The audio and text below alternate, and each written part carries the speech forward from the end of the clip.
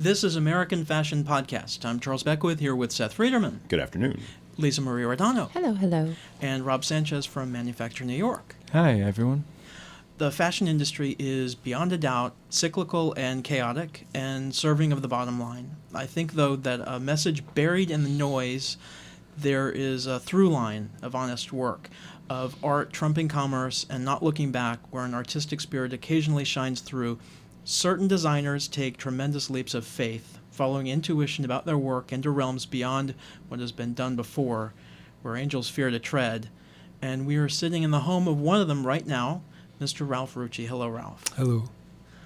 Now, there's an elephant in the room, and I want to acknowledge it so we can ignore it.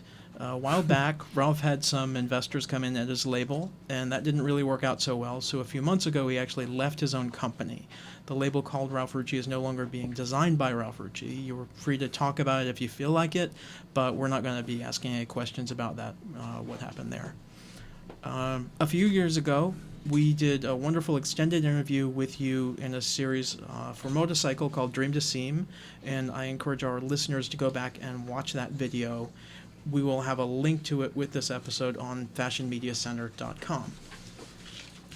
So, I remember in that interview, you spoke with reverence when quoting someone very important in the industry. Can you tell the younger designers listening to this about Mrs. Vreeland?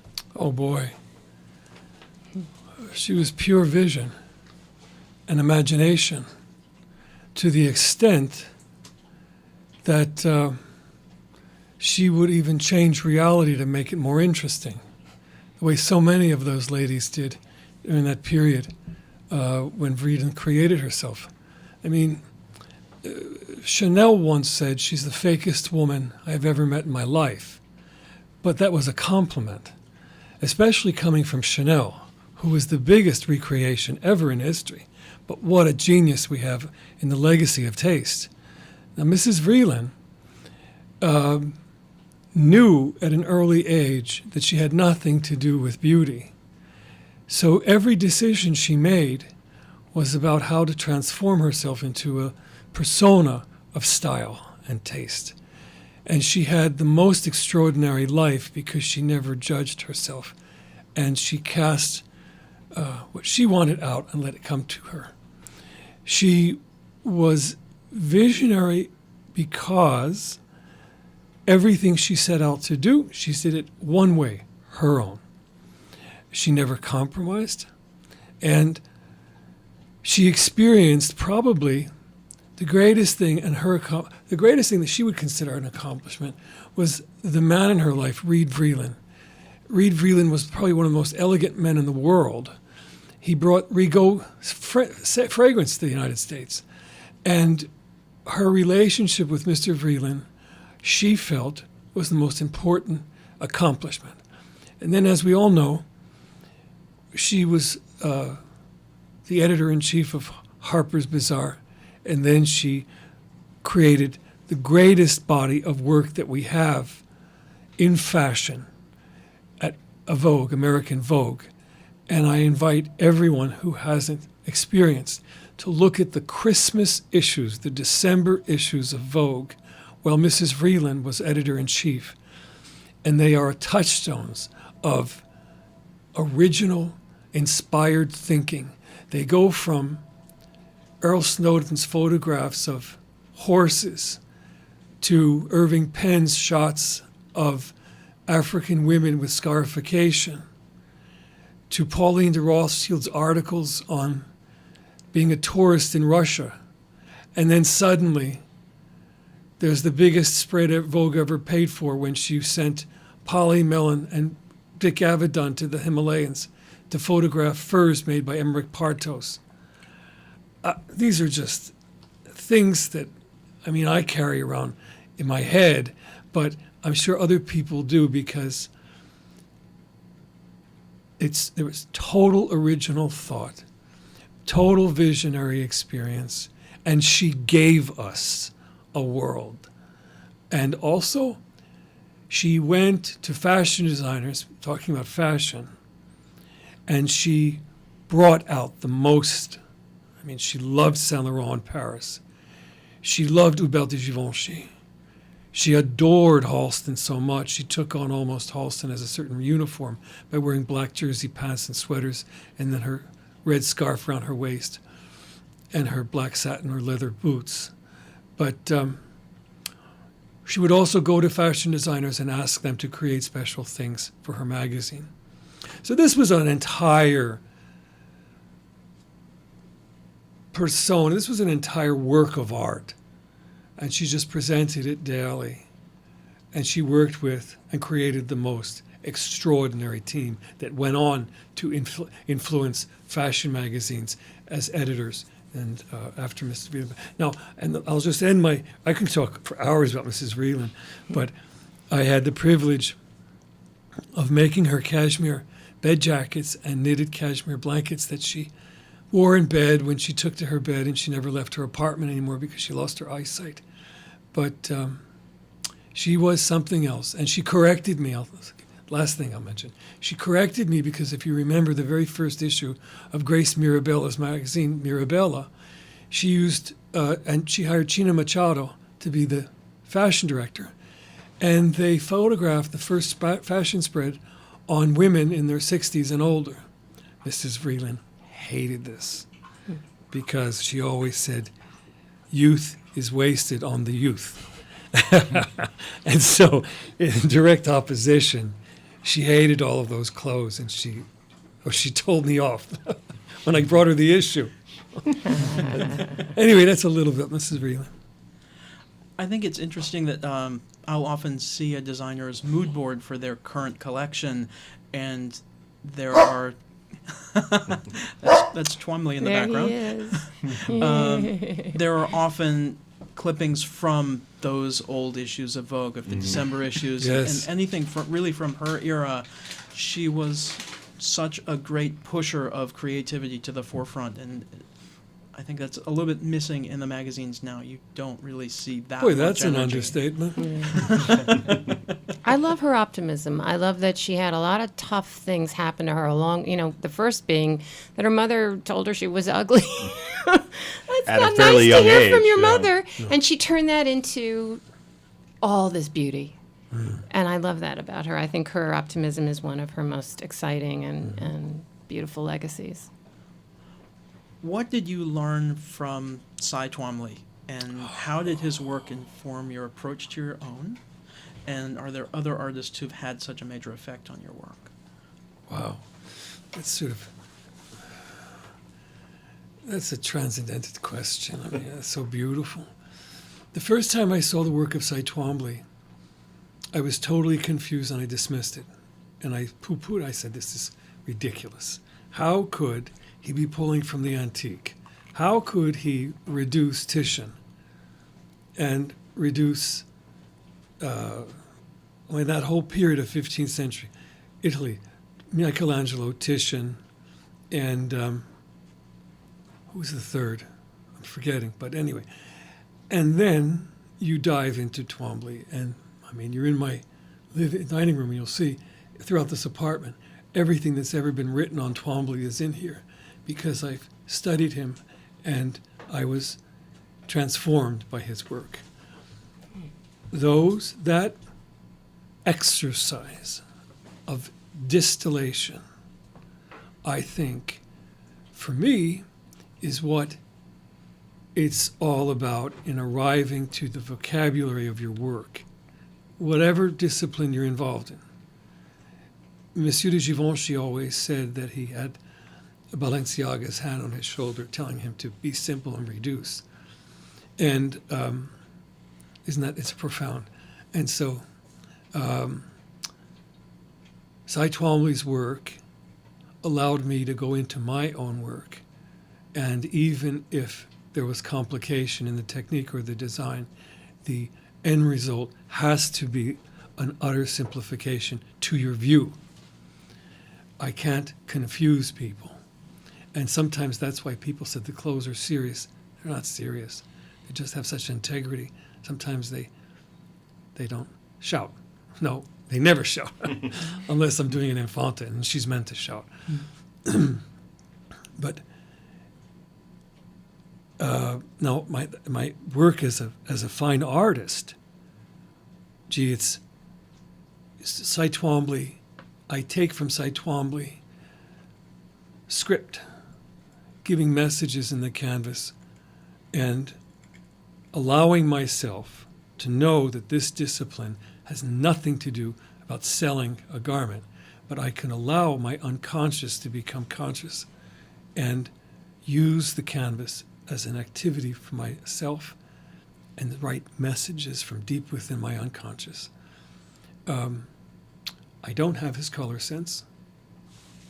His color sense sometimes jars me, but I guess I may reduce my colors to perhaps 8 in my life. Other artists, Francis Bacon on the opposite end of the spectrum. I think the Screaming Pope series are the greatest things that have ever been painted, next to a Titian or Michelangelo. And they were done in our lifetime, huh?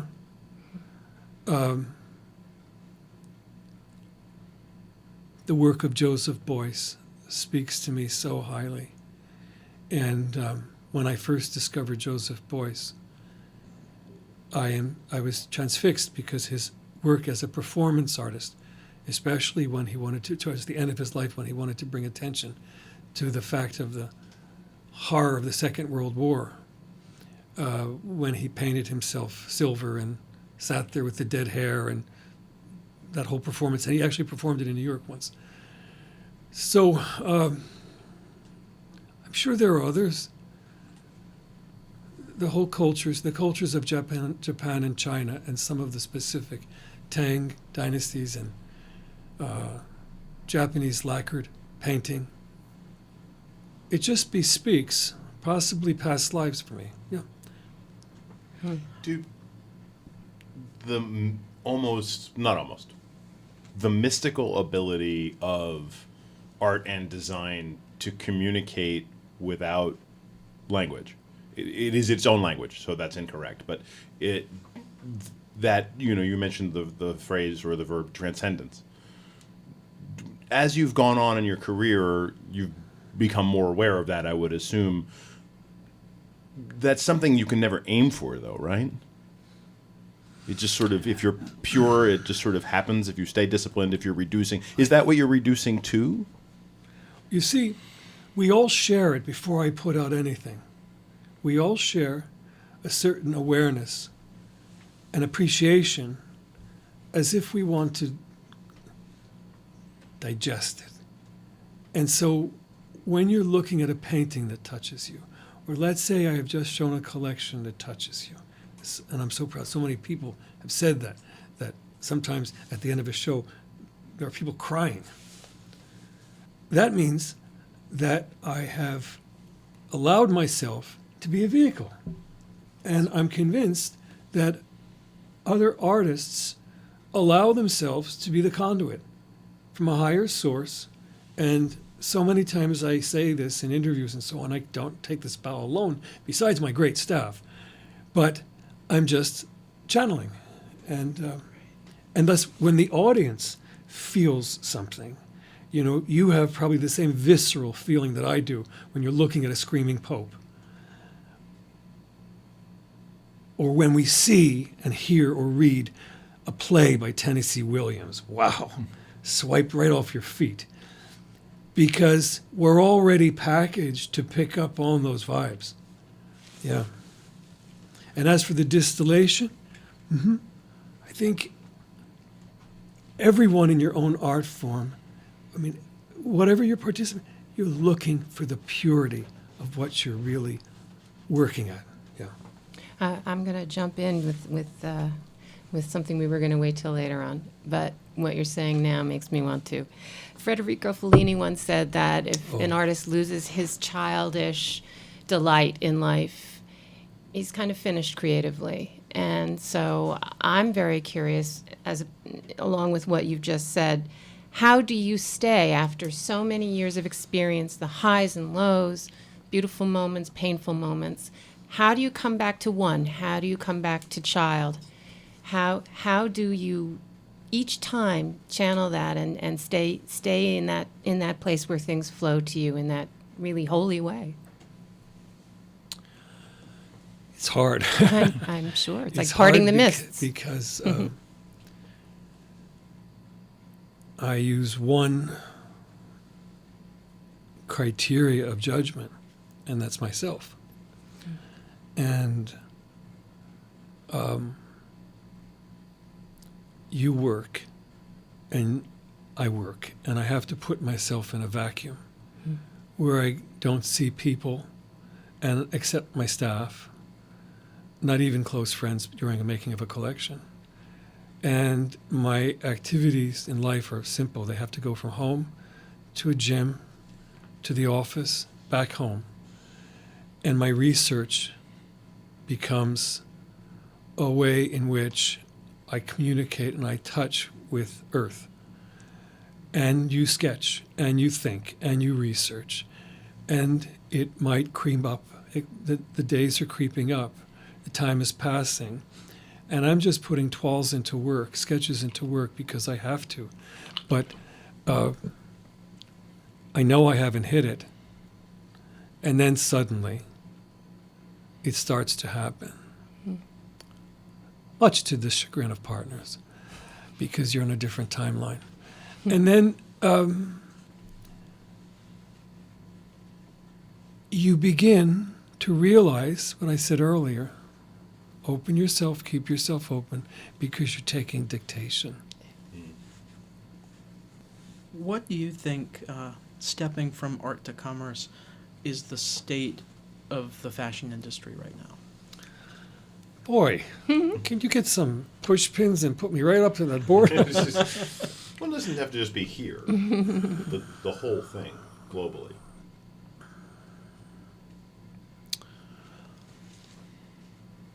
I miss originality for the sake of homogenization.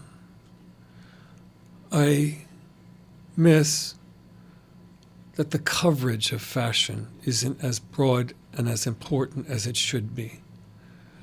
As a child, I used to buy the magazines, and I was in awe. I mean, I think Grace Mirabella did an incredible job.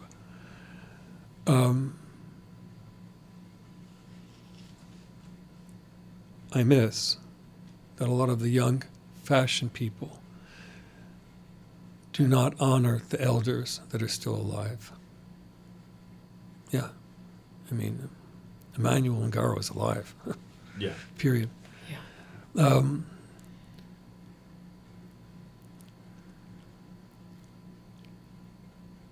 Originality and the way it's presented. I think those are the two major factors.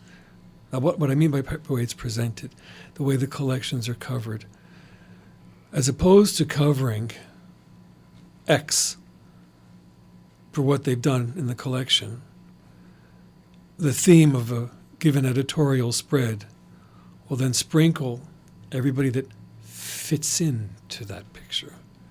And how horrible to fit in. Is what we're experiencing now because in the fashion industry, because the pendulum has swung too far to the side of the commerce and the retailers? And I don't mean in any sort of Seth, power sense. Seth, I think you would have been correct in that judgment maybe even 5 years ago. But I think that the retailers more than ever are powerless because they don't know what to buy, Yeah. because the consumers don't know what to ask for, because usually what's photographed is not turning up in the stores. Yeah. And when the consumer goes to a store and asks for that, they don't carry it because the store is afraid to buy the way the collection was presented. So they distill and diffuse it to look like a picture that the consumer doesn't want. We can all think of examples without naming names. Yeah. So, look, we all know the answer to this damn question.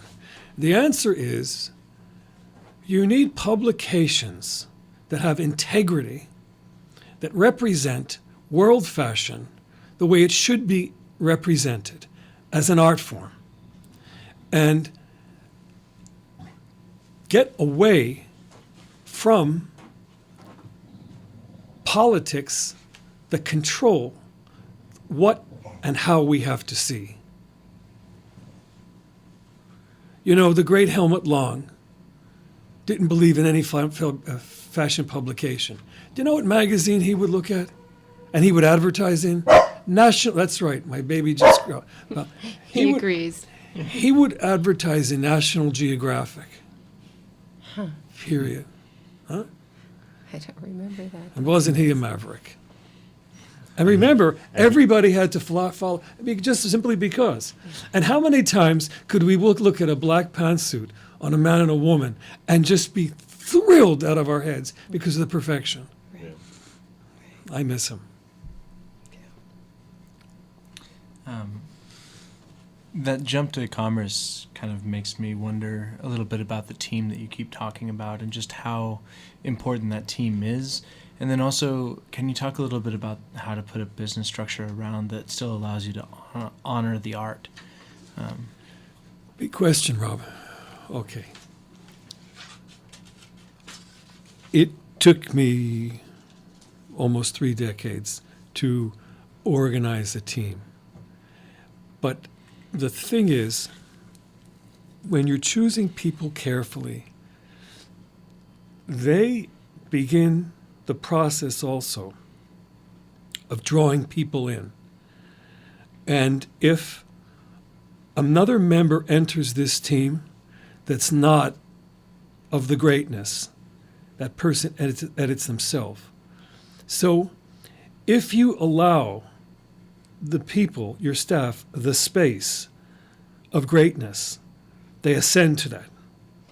I don't have to look for that. They already are.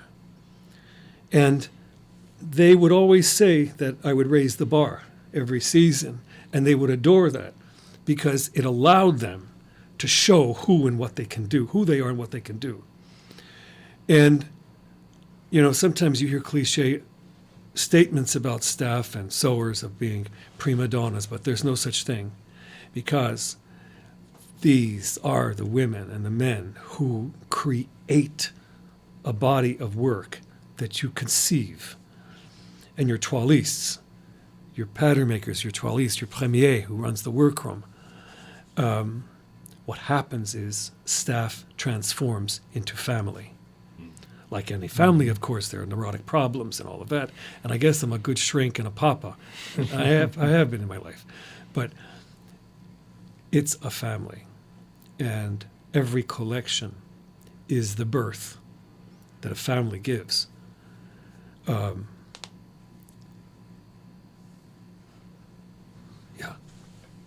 And I'm very honored, as you mentioned, to be surrounded by a team that's off the chart. I mean, I always mention this because it was astounding when she said it, but once Kathy Horn said, it's the greatest workroom in the world. And I called her and I said, are you sure? She would know. I said, you think it's around. more important than Chanel Couture? Because I admire Chanel Couture. And my guys are incredible. Yeah.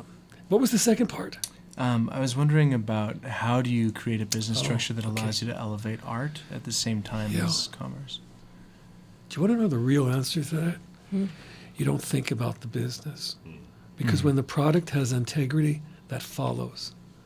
If I had to sit down and just write a business plan for people to look at, to invest in, I'd be following my tail and trying to look for the words to put into paper that manifest themselves in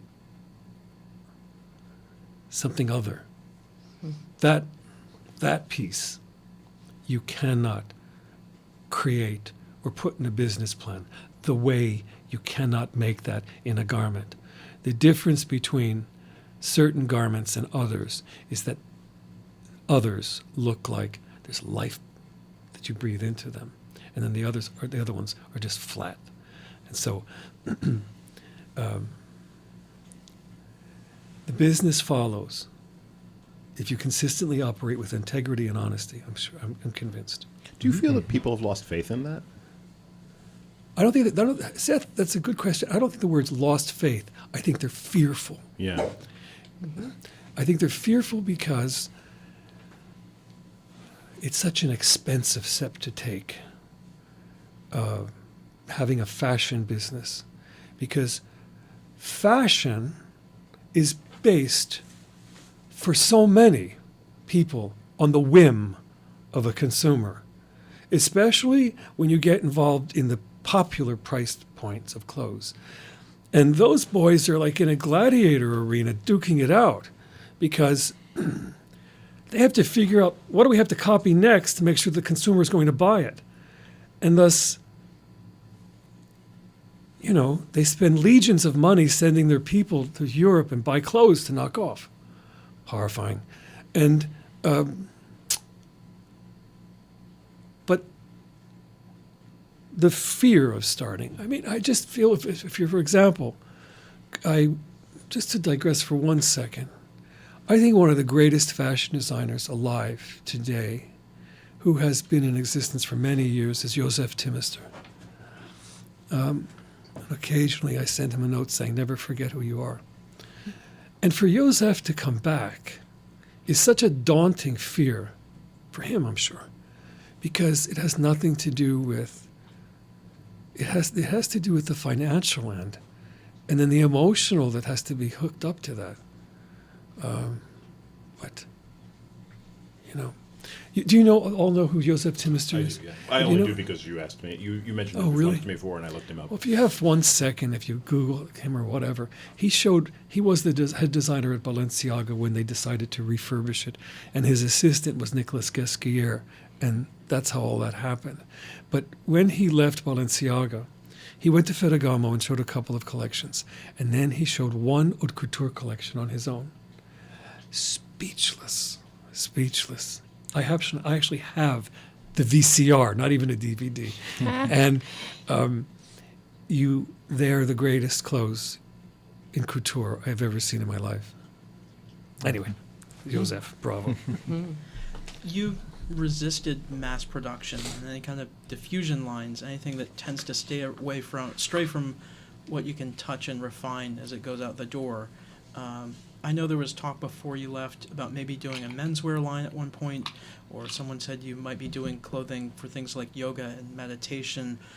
What pushed those things to the back door? Are you still thinking of going down that sort of path to create things that will support the art? Well, first I'd like to address what you mentioned of I did not want to mass produce. We did.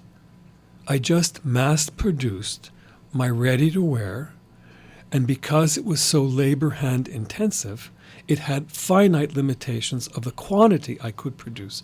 But we did eventually grow that business by the time of 2001 came around to a very healthy number. And by that time I had my own factory. And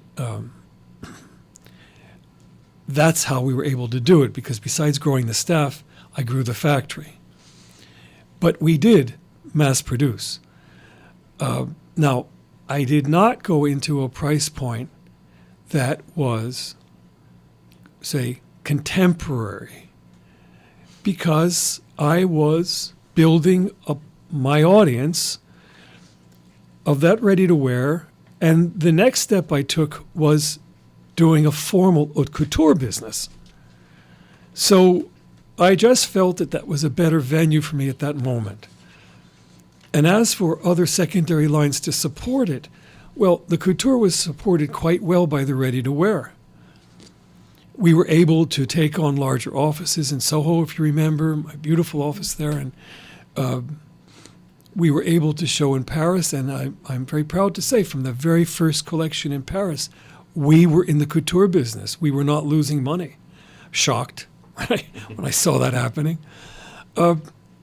Now, as for developing menswear while I was doing it, I did not want to go in that area for two reasons right now. One, I didn't have the staff internally to make those clothes with the kind of integrity I wanted. And something I didn't do, I didn't pursue a director that could have opened that market with the proper factories in Italy and so on. And I had enough on my plate because I was doing it all alone. Now, as for things like yoga gear and meditation wear, is that a part of the future? Possibly, but I do know other product categories are definitely going to be addressed so that it's a full environment, not just a support feature.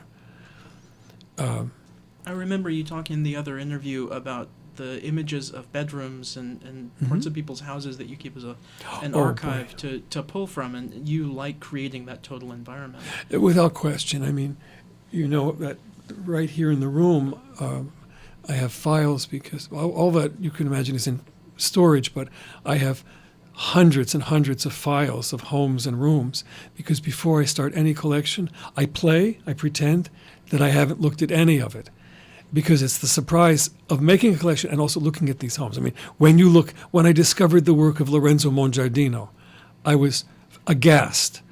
But how could Elsa Peretti make the connection between her aesthetic and Mongiardino? And then I put it together. And then Jill Sander did the same thing. He did her home in Frankfurt, wherever she was. Anyway, so I start every collection, every piece of art in a way also by looking at homes. And also because, as you just said, you must think about where women are wearing these clothes. They don't have a restaurant life anymore across the world, maybe a little bit in Paris and cosmopolitan European cities. But they wear the clothes in each other's homes and they dress. And the homes are usually, most often filled with wonderful things from their lives and travels and emotional mementos. So they are not just white boxes, which I love, with one pure color lily. So you have to consider this. Did I answer your question fully? Yeah.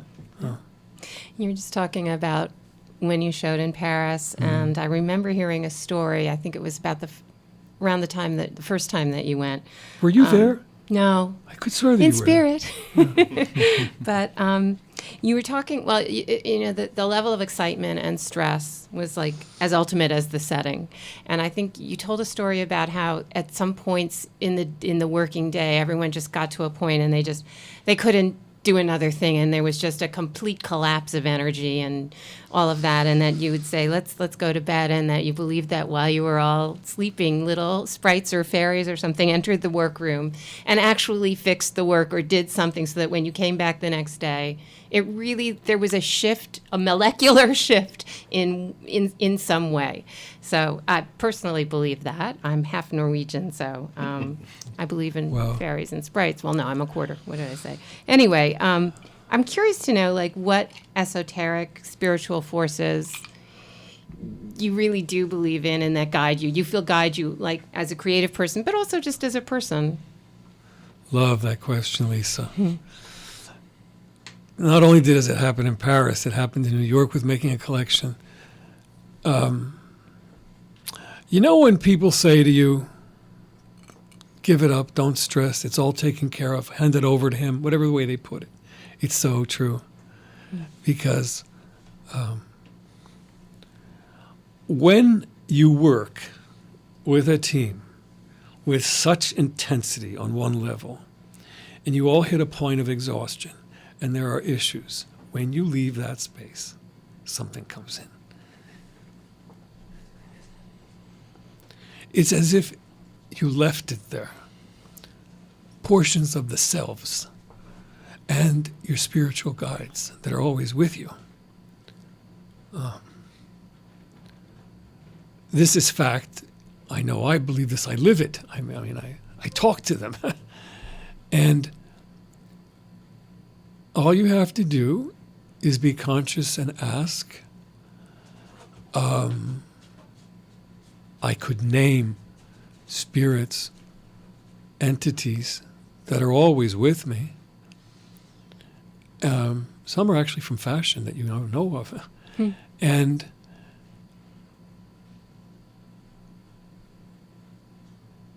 if you believe it, listen, I'm not interested in convincing anybody. I can just share my experiences.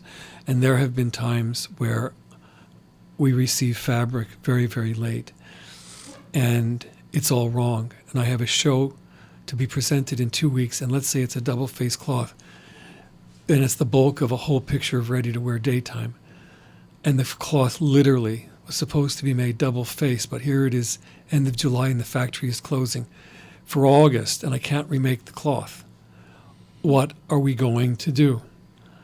And the toiles are all done, the patterns are all done, because I've been waiting all summer. Go home. We come back in, and with the slightest little flick of a hand in draping, the whole answer comes forth. Yeah.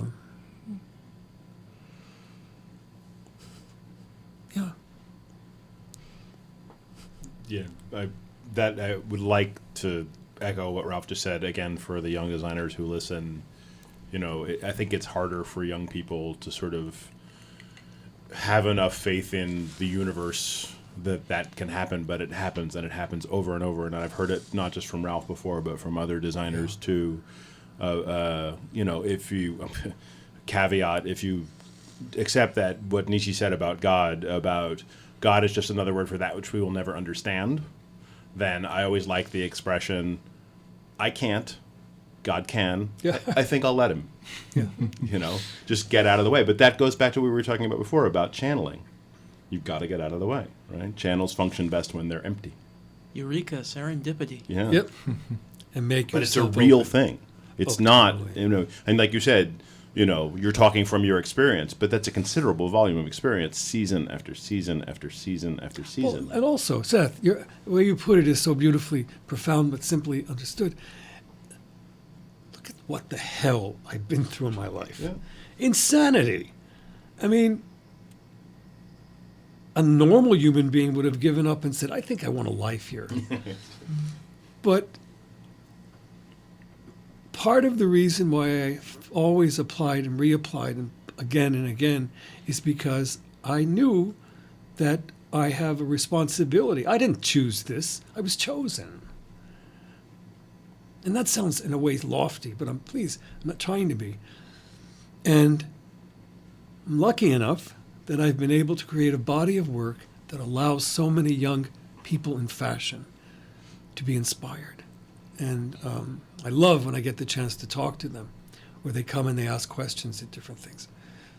Because, listen, we might bemoan the state of things right now, but this industry, this profession is so filled with extraordinary accomplishments.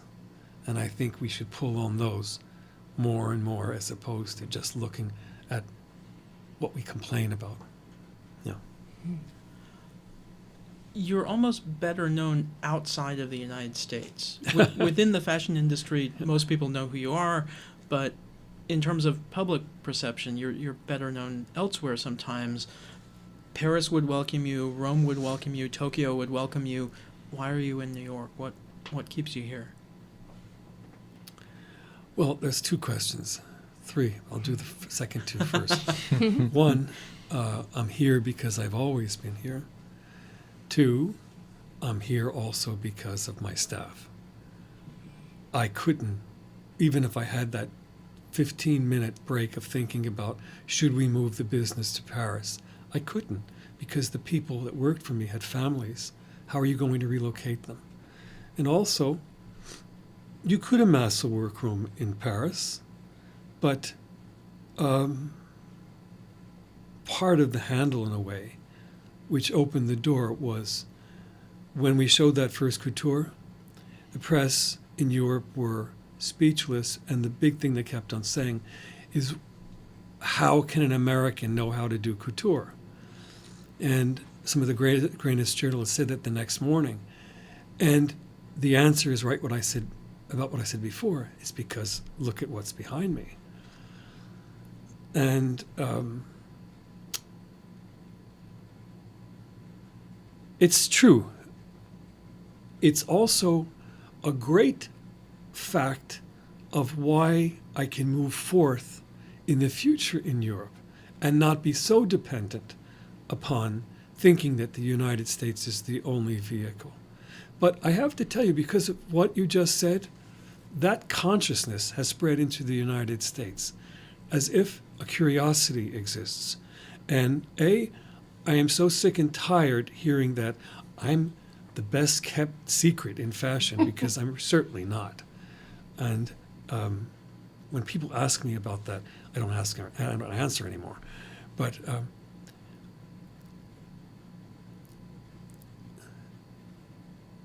one of my friends, who happens to be a great waiter at Il Cantonori, said he was on vacation in Istanbul a few months ago, and he went into a electronics shop, and one wall was filled with televisions, and he looked up and he said, "And there you are talking," and he said, "I couldn't." And I told the guys, "I know him," and they said, "How do you know him?" And they were showing a collection video from Paris from years ago, and they always do that on that fashion channel in Paris. I forgot what it's called.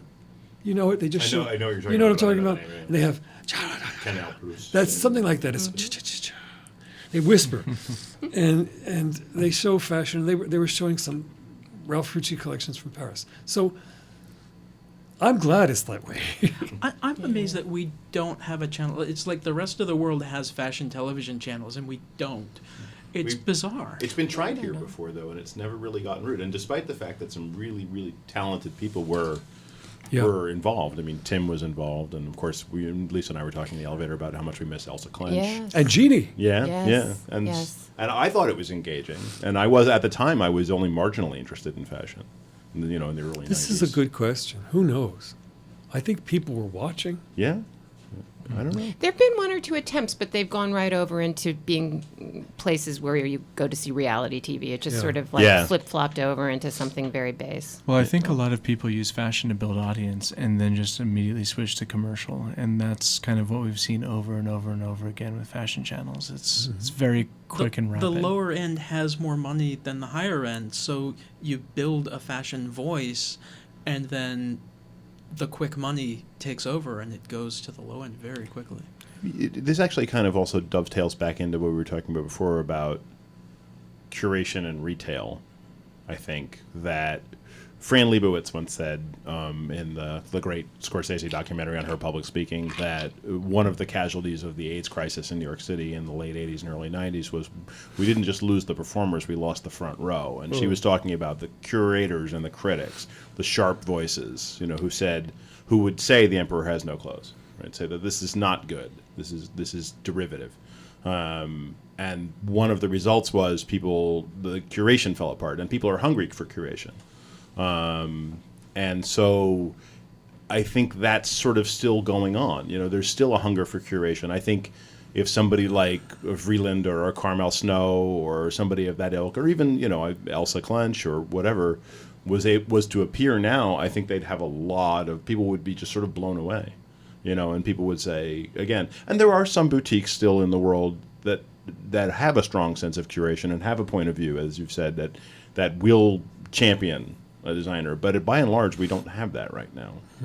People aren't brave. Well, you were saying before, it's a culture of fear, and I think, to be honest with you, with what the world has been through in the last 10 years or 15 years or so, it's kind of understandable. I agree. I mean, consider what everyone went through in reality and unconsciously and consciously, 2006 and 7 and 8. Yeah, and Devastation. Even 9/11 before that, and it's just with the war, the endless wars, and people are tired. I get it. I think I get it, but I still maintain that this time that we're in artistically, that's affecting the fashion industry. It's temporary. It is temporary. I believe it is temporary.